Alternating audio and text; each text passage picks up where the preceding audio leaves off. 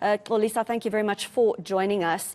In the letter, you talk about the centering of white academics over black academics by the Education Department. Just take us through some of your concerns here. Why is this happening?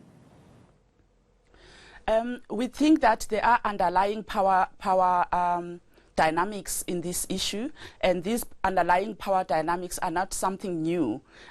This has happened for a long time since the writing of African languages by white males. For example, we talk about how Doak, who researched how to write isiZulu together with Vilakazi, became the main center of the person who developed isiZulu. We also know that Shepherd, who worked in Lovedale and with the development of isiXhosa, became the big person in the writing of isiXhosa. So what has happened with literacy in this country is that the people who write the curriculum and the people who decide how we should teach the languages, the people who research African language literacy are still white people. For example, we have white males running the programs and also funding, sometimes, most times, funding NGOs run by white women. And these NGOs, we find them in our communities.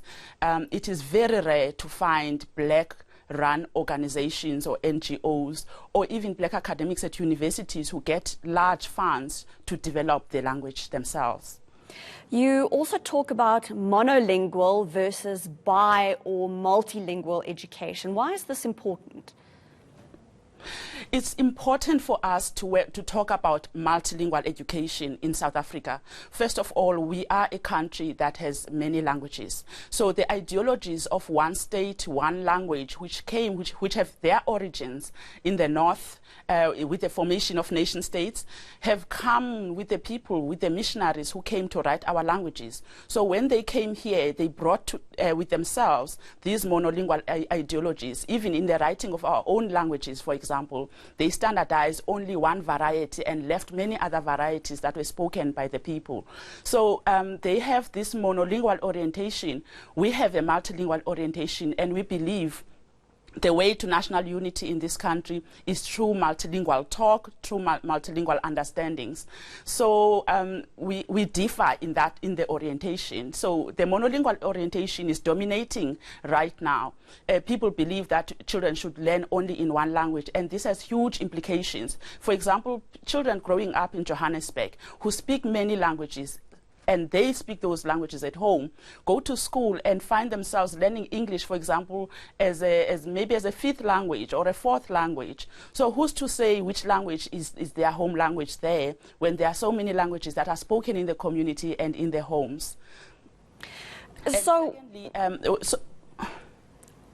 please continue. So the other issue is the issue of the monolingual orientation affects how the children are learning from grade 4 onwards. Because from grade 1, the children are taught in their mother tongue from grade 1 to 3. And then there's a sudden switch to English medium in grade 4 when the children cannot speak English very well. They still have very elementary English, emergent English, so they are being taught through the medium of English, and so we are setting them up for failure.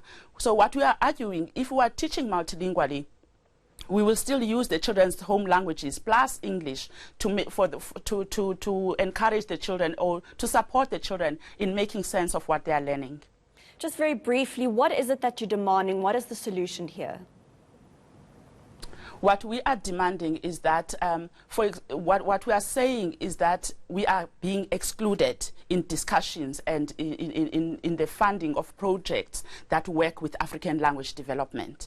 We are only brought in to sign off for representation, to say, oh, Xolisa was there when the decisions have been taken about how the languages should be taught, when the decisions have been taken about how the languages should be developed or the curriculum should be written.